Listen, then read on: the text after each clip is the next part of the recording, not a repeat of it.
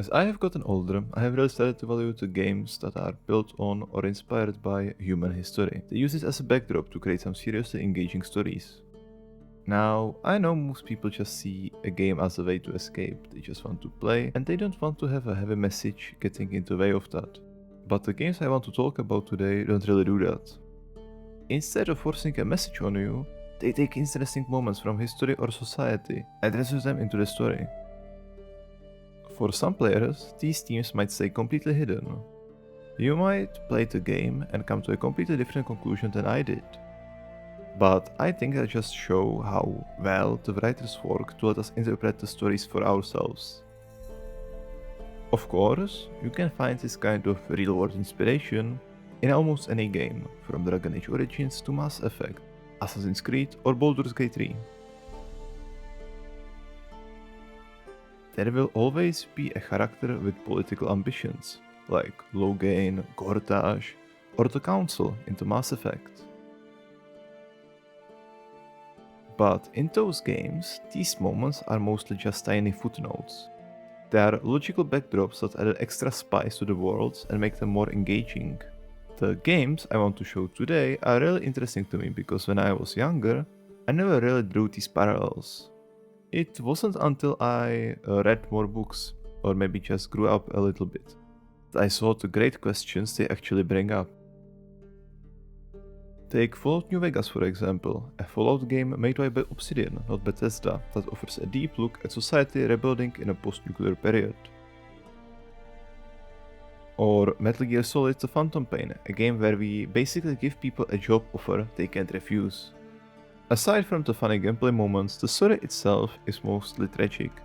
It let us play almost like a Robin Hood in the Cold War period, stealing from the Russians or other groups in Angola or Afghanistan. But it also brings up heavy ideas like linguistic parasites and the eradication of culture.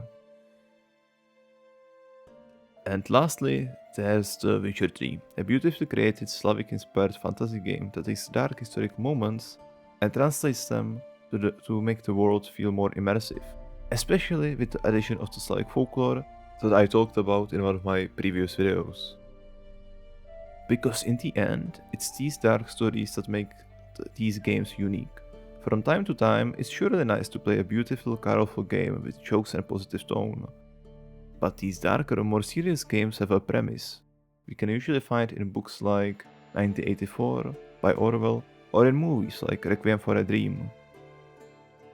They make us stop and say, oh, I can draw a parallel here to a historical moment, or a current problem in society. They give you that aha moment where you realize, oh, I have seen this somewhere before.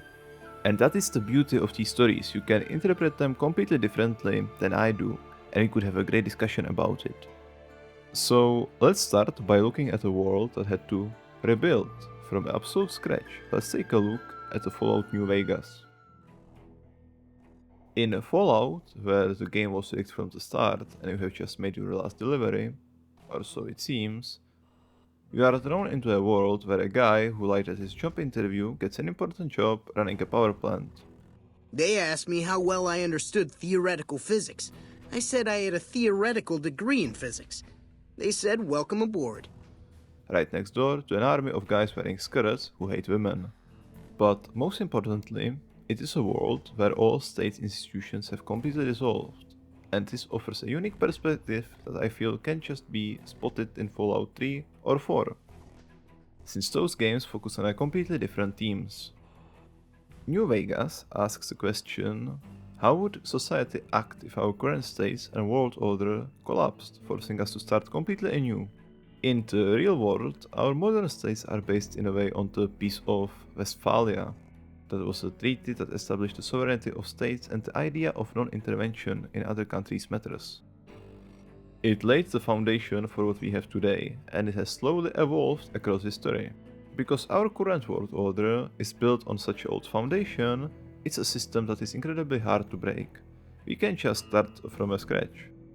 But in New Vegas, we actually have the opportunity to be in that reset state. And the game explores this clean slate from a few different perspectives across its factions. We have three dominant factions, and then there is a yes man, which is basically the player's anarchy choice. But the big three are the New California Republic, Caesar's Legion, and Mr. House. The first major faction you'll probably encounter is the New Californian Republic.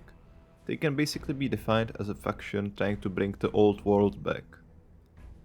They hold onto their democratic values, but that comes with some massive flaws when trying to apply them to post-nuclear wasteland. The NCR faces problems like an inefficient bureaucracy that slows down development together with low supplies of important resources caused by the rapid expansion. And with all of that comes corruption.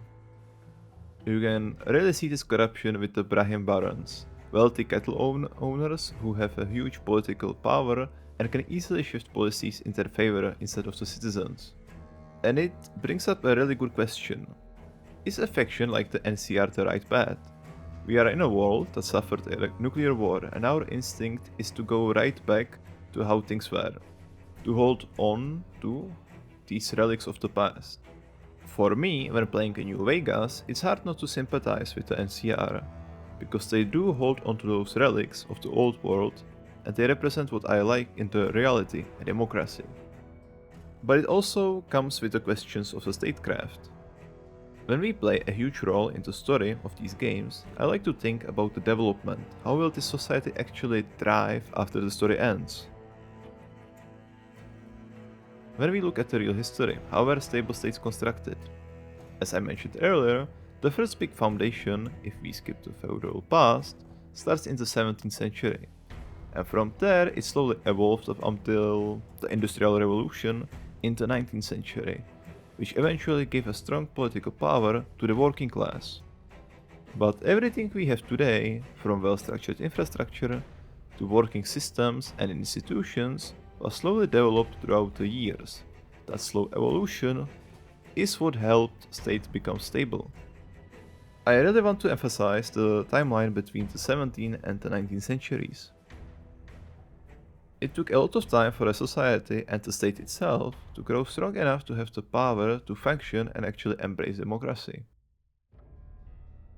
At the very beginning, these states need a strong central power just to hold things together. But in the Fallout universe, the NCRs rushes to have all of this immediately. In a way, it's like the newly independent African state in the 20th century. With a few rare expectations, they tried to rapidly adapt to democracy without the underlying foundations, and ended up facing the exact same problem as the NCR: massive corruption and overextension. But there aren't really any other factions in the game that offer the same sympathy for the old world. I don't really want to look too deeply at the Yes Man here, because that's a path that mostly focuses on you and how you want to manage an ideal New Vegas your way. You don't have the grand long-term state building plans like the NCR, Mr. House or Caesar. Which brings me to the next faction, Caesar's Legion. Caesar's Legion is probably a nightmare for anyone who likes ancient Rome. On paper, it looks pretty cool. It's got that classic Roman aesthetics with the Praetorian Guards, the legates, and of course Caesar himself. Add the clothing and you basically have the perfect Rome. But when we look a little bit deeper, we see the truth. It's a group of men that have established total patriarchal control where women have absolutely no rights. Which actually completely contradicts how women lived in a real ancient Rome. They weren't just put in the kitchen to work, they were actually held in a really high regard. Roman women could initiate divorces, own businesses and inherit property. Sure, they couldn't vote, but they could be powerful grey eminences, pulling strings behind the scenes, and they were incredibly well respected as matrons. Interestingly, this status can kind of apply to you as a player. If you play as a female character, Caesar respects you and actually lets you work with the Legion. But generally, the Legion just takes cherry-picked ideas from history and uses them for its own vision. They use Roman symbols to unite people, while completely ignoring everything else about actual Rome. We have seen this in many ideological movements throughout real history. taking specific aspects of an ancient empire and slapping them onto your own groups shows exactly how historical narratives can be easily manipulated to push a bigger political agenda or power up a modern ideology. And you see this supported by characters throughout the game. We learned that the Caesar forcefully united various bandits and tribes across America, and under his rule things are actually relatively stable and safe. You meet traders who are totally satisfied with the safe trade routes in Legion territory, which is a massive contrast to the struggling NCR. Caesar's main goal, of course, is to conquer a new Vegas and make it his true Rome. But to me, this brutal unification of different tribes feels a lot more like Mongols than ancient Rome. And that brings up a huge question: what happens when Caesar dies? It's worth mentioning, this is touched on a bit in the recent Amazon Fallout series, but I want to stay focused purely on the game here. As we know from history, stable empires built strictly on one-man rule usually fall apart quickly after that leader's death. Just look at the Alexander the Great. He expanded his empire massively, made it all the way to India, and then died at a young age in Babylon. Nobody could agree on his successor, so his massive empire just fractured into smaller ones that waged wars of succession for about 50 years. It's incredibly easy to see the Legion suffering the exact same fate. Then there's the Legion stance on technology. They aren't exactly keen on using it. Caesar believes that an over-reliance on old world tech it's exactly what made society weak, corrupt, and ultimately led to the current state of the world. He thinks humanity should just manage with what they can make with their own hands. You see this with their medicine. They make their own healing powders instead of relying on stimpaks. Which again adds to my critique of them only taking parts of the Roman Empire they like. Real ancient Romans were the ultimate can I copy your homework buddy. They took technologies from Greeks, expanded on them on a massive scale, and built incredible things like aqueducts to heavily advance their society. Lastly, I feel like we need to talk about the man himself, Caesar. Originally, he was a member of the Followers of the Apocalypse, a humanitarian group in the wastelands just trying to help people. On one mission, he discovered texts about ancient Rome. Because he despised the NCR and its systems, he used those books to create the Legion and rebrand himself as a Caesar. But there's the catch, he knows he isn't really creating a Rome counterpart. If you pass a skill check in-game, he straight up admits it to you. He is a hypocrite who just used a historical foundation to build a massive cult of personality, simply to create a strong counterforce to the NCR. And the absolute biggest proof of his hypocrisy, while he prohibits stimpaks and advanced medicine for his entire population, he secretly keeps an advanced high-tech autodoc strictly for his personal use or the ones he really favors. My conquest of the Mojave will be a glorious triumph, marking the transition of the Legion from a basically nomadic tribe to a genuine empire. Just as my namesake campaigned in Gaul before he crossed the Rubicon, so have I campaigned and will cross the Colorado. This brings us to Mr. House, a man who is closed in a giant life support coffin, probably hasn't changed his underwear in over 200 years, and controls all of the New Vegas from a giant computer screen. Before the nuclear fallout, House was a brilliant businessman. His company, Robco, is behind a lot of the pre-war tech you actually use across the Fallout games. He even had a grand plan to keep Vegas safe from the nuclear blast using a special platinum chip. But unfortunately for him, it wasn't delivered on time before the bombs fell. Nowadays, he cares mainly about the flow of caps. He allowed the main tribes of New Vegas to open their own casinos, and in a way they work as his administrators and business partners. But they aren't really allowed to carry heavy firearms. Deep down, House still believes that at their very core, they are savages who might fight each other or try to overthrow him. And he's not entirely wrong, since throughout the game we see tribes smuggling weapons or actively plotting against him, like Benny. His ultimate priority is to make New Vegas prosper and look just as good as it did in the old days. New Vegas is more than a city. It's the remedy to mankind's derailment. He even despised the White Glove Society. If you report to him that a select few of them are performing cannibalism, to him that is disgusting, because despite his cold logic, he still cares about maintaining a humane and civil society. Outside of that, he doesn't mind much else. He isn't really a dictator, he's more of an autocrat or a technocrat. He cares about efficiency and technological progress. His ultimate end goal is actually to develop colony ships and send civilizations to distant stars to find habitable planets that haven't been destroyed by nuclear war. He completely despised democracy, as he famously say in the game, if you want to see the fate of democracies, look out the windows. But he doesn't mind having trade agreements with the NCR as long as it benefits his business. In a way, we can draw a parallel here to the Italian city-states of the Renaissance, like Florence for instance. He doesn't claim to have some divine right to rule like Caesar, and he doesn't care about democratic support. As long as New Vegas is a profitable hub for trade, he is happy.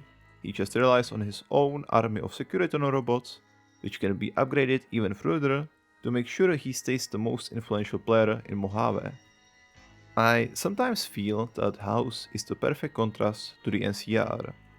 While the NCR rushes democracy, House wants to first establish profits, build infrastructure, and help the Mojave prosper economically. Historically, this is actually how we got the stable states we live in today. Before democracy could flourish, someone had to lay down the foundations for infrastructure, jobs, and education. We saw this in the 18th century, with monarchs like Frederick the Great, Catherine the Great, and Joseph II. For the Enlightenment to happen, states first need strong infrastructure to spread news and books, that eventually empower the middle class to step away from feudal rule and become independent merchants.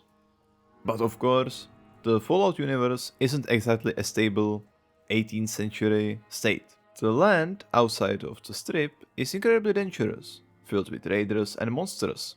Because of this, I feel like Mr. House acts as a leviathan, a straight out of the philosophy of Thomas Hobbes. Hobbes lived throughout the English Civil War, and the chaos he witnessed led him to create the concept of the leviathan. It's essentially a social contract. People surrender their natural rights to total freedom and violence in exchange for protection under one absolute sovereign rule. It's not a total domination. Hobbes argued that if your life is threatened by the sovereign, you still have the right to defend yourself, but the core idea is that a strong ruler can ensure safety and prosperity, preventing society from devolving into a savage warfare. We see this exact social contract playing out on the Strip. The former tribes gave up their heavy weapons and placed themselves under the protection of House Securitons. Just compare the Strip to Freeside. Freeside is completely devastated and filled with thugs, who will rob you in a daylight. But to enter the Strip, you have to pass a credit check. To walk around the casinos, you have to surrender your weapons. It comes with big restrictions, but it absolutely makes the Strip the safest harbor in the Mojave, watched over by House acting as a New Vegas Leviathan. Now, Fallout New Vegas is really rich with political ideologies and matters of the state that you on your journey can really engage with, and most of these concepts may not even come to your mind, because you like a specific idea, a specific vision in this, and you go the way you do. And that's the most beautiful aspect of open world RPG games. Which brings me to another open world game that still has the strong historical foundations, but it pushes far more into the idea of language and culture, and that is the Metal Gear Solid 5. In this game, we are inserted into the role of the main recruiter for our own private workforce. Take this guy here for example, Sergey. He has the exact stats that I need to develop my military base, so I give him an offer he can't refuse, and I'm sure he enjoys the balloon ride. We also recruit a beautiful sniper, who initially wanted to kill us. She eventually joins our friendly organization to help find more employees, but she never talks to us. At first glance, you might think she's just a shy, but there is a lot more to it. She's carrying something. A vocal cord parasite that infects anyone who speaks a specific language. In this case, English. And this brings us to one of the main themes of the game, the critique of English as a global language. Thanks to English, I can make this video and share it with everyone around the world, which is amazing. Today, over 1.5 billion people use English. It is incredible to have a language that lets so many people share their ideas. But with that massive reach, we can also destroy local cultures, because language is the foundational pillar of any culture. Thanks to the internet, we easily export the English language, bringing with it the core cultural ideas from Hollywood and America, or Britain. It establishes a sort of globalized Western fast culture. If I had to draw a comparison, I would look at my own Czech culture. For Easter, we have painted eggs, called kraslice, and pomlaska.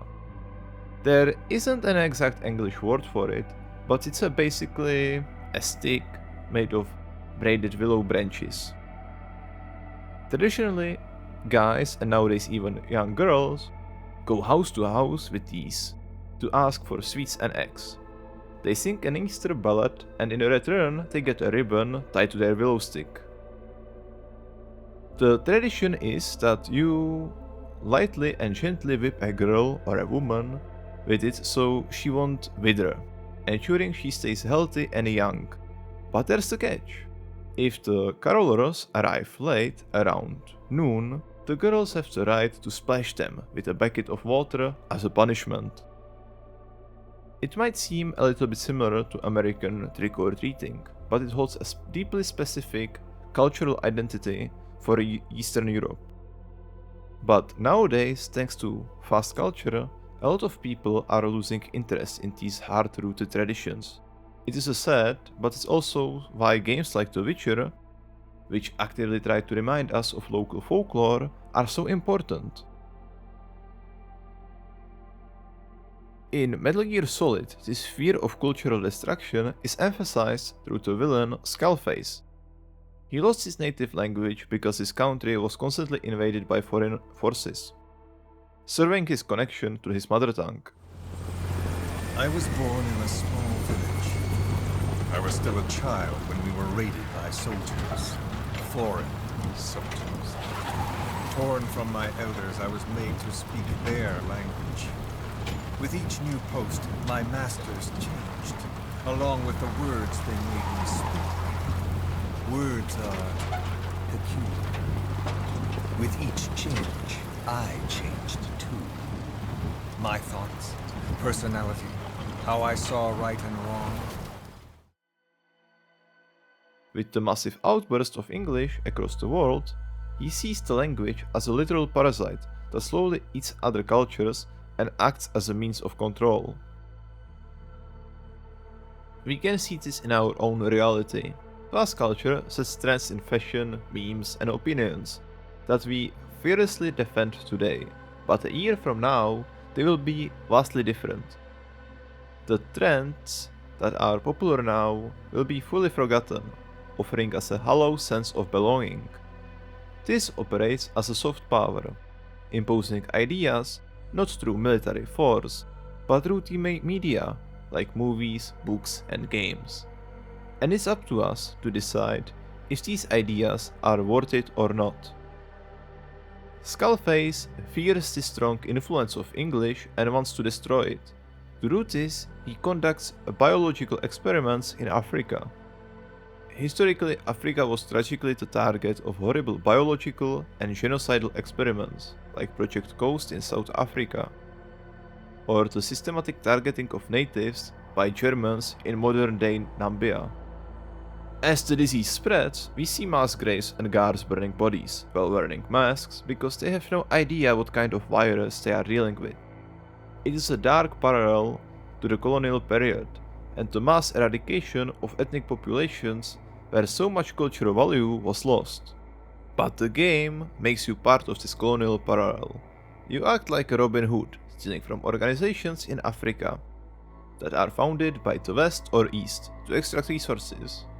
But you do this simply to found your own private haven for soldiers. And here is the beautiful tragic twist. As you extract personnel, like my favorite guy Sergei, and specifically when you extract the Kikongo ethnic group, you unknowingly bring a language parasite back to your base. This leads to a massive outbreak. Instantly, your perspective on these people changes. You gave them an opportunity they couldn't refuse, treating them as resources to increase productivity, extract materials, and develop new guns. Acting exactly like a colonial power. But instead of delivering smallpox to them, like colonizers did into America, the Kikongo speakers delivered the vocal parasite to you. This forces you into one of the most heartbreaking moments in gaming. You have to walk through your base and shoot your own loyal men to stop the spread. These are the people who saluted you and believed in you. It brings us back to the idea of Caesar in New Vegas, building a massive cult of personality, but here you have to slaughter the very people who worshipped you. As a player in position of power, having to execute your own soldiers to progress makes you feel the devastating consequences of colonial extraction, right at the heart of your own home. But the patient zero for the English strain is quiet. As her nickname implies, she refuses to talk because speaking English would release the parasite. Ironically, having the parasite inside her is also what keeps her alive. She is on good terms with us now, choosing to help us because releasing the parasite would kill her, too. At her core, Quiet represents a sign of resistance against Skullface idea, but also a radical act of anti-colonial resistance. The game argues that a language is used to control and manipulate people, a cultural weapon of mass destruction. By choosing complete silence, Quiet proves she doesn't need English to experience life. It is a sign of resistance against a global lingua franca. It's paradoxical, she protects the language but refuses to use it. The game pushes this further by showing that a true understanding doesn't require a shared spoken language. It can be humming or sharing, a common cause like revenge. We see this as we develop a closer bond with Quiet, over shared trust and trauma. The finale of Quiet's arc truly shows how two people can develop a close bond without words. After the outbreak at Mother Base, she runs away, terrified that the parasites could be released, or that our men would suspect her. She turns herself in to the Soviets. When we track her down to rescue her, we are both injured in a sandstorm, and our character, ironically named Venom Snake, is bitten by a real venomous snake. Tragedy. At first, she tries to call for the extraction chopper, using Navajo, her native tongue, but the pilot doesn't understand her, so she realizes she has to use English. She turns to the global language not to destroy it, but to save the man she loves. It's easy to get distracted by her controversial outfit choice, which the game does actually explain. But when you look past that, you find a genuinely well-written character. Instead of carrying out her mission to release the parasite, she defies her fate, breaks the system's control, and becomes the ultimate example of resistance. I did not choose to be quiet. I wanted to express my feelings to you. If only we shared a common tongue.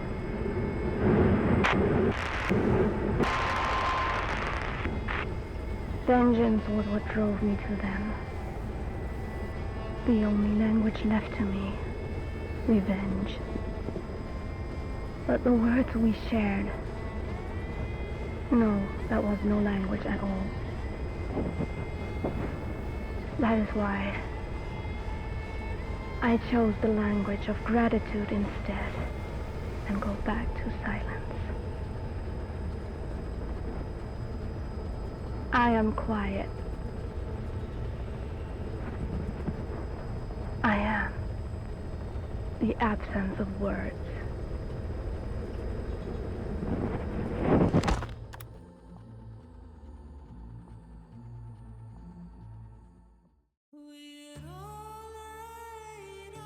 From the tragedy of culture and language, we turn to our final destination.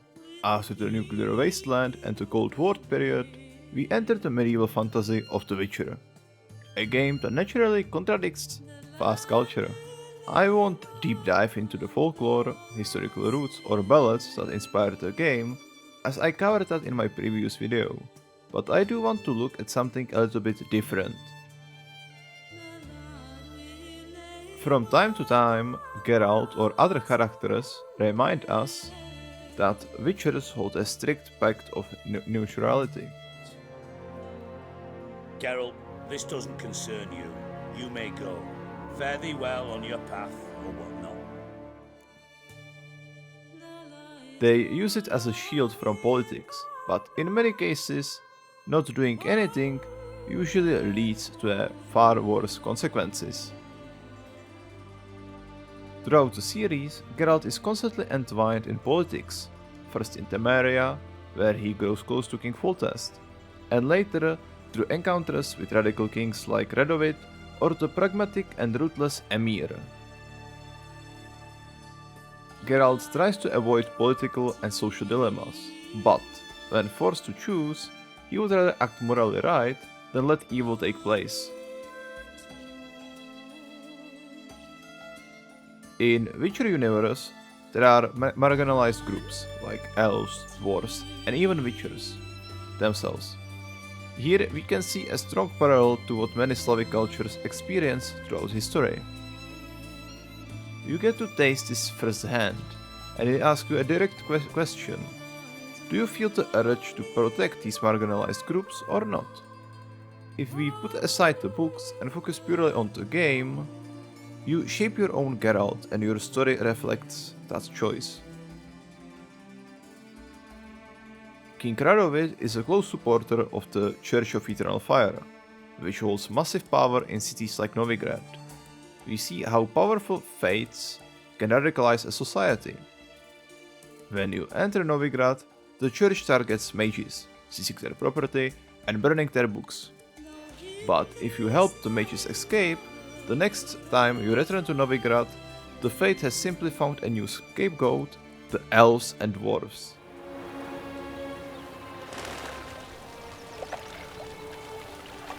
Non-humans. But it was mages the hunters and the temple guard were after. Mages left. Hunters needed a new quarry.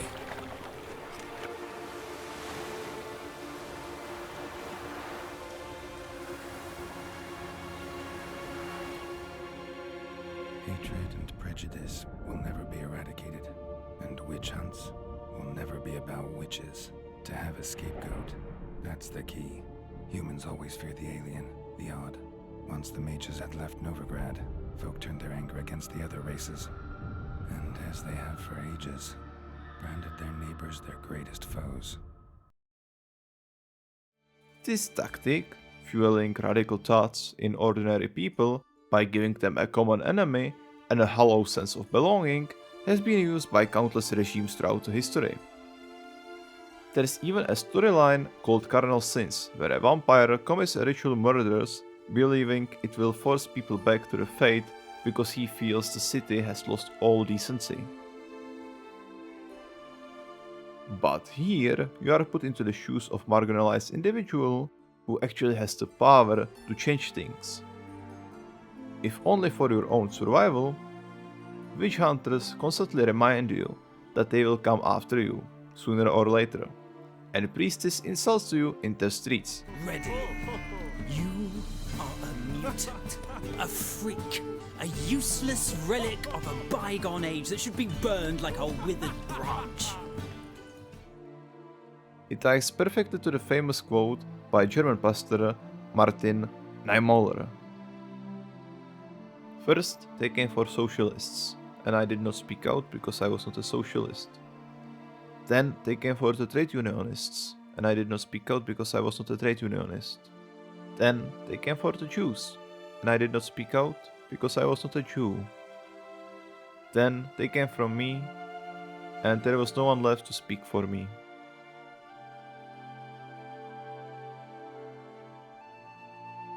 This emphasizes that if we do nothing to help other groups, in the end we may be the last one standing with no one left to help us. This ties beautifully to Geralt and the assassination of Radovid. You choose to help your friends and lovers, Triss, Yennefer and Zoltan. You can even help Temeria become a vassal state, with its own governance and courts, rather than just being swallowed by the Empire. You have the opportunity to save so many people because you choose to act, instead of turning a blind eye just because you are the one of them. We can see similar political role in Skellige, where you can impact who becomes the next ruler. If you help Krach, you can make one of his children the future king or queen. You can also choose to do nothing. Things might go relatively well, but Clan Ancrate is disgraced after their feast turns into a massacre of the throne contenders. But if you take action, you can help Skellige abandon its raiding traditions and focus on self-development. A ruler like Ceres changes the entire direction of her nation, very similar to the nation building you can do in New Vegas. But ultimately, all of these decisions are up to you as the player. You don't have to draw these massive historical conclusions or share my exact vision. The great aspect of these games is that their stories are brilliantly written, inspired by real historical tragedies and political events, and yet they never force a specific viewpoint onto you. They take these heavy moments and shape them into something engaging. Whatever it is, the deep ideological state building in Fallout New Vegas, the eradication of culture and language in Metal Gear Solid, or stepping into the shoes of a marginalized Protector in The Witcher 3. If done correctly, political storylines make games so much more impressive, because we can feel the direct similarities to our own world. These are just 3 examples, but there are so many more games out there to explore, and maybe I will return to them later.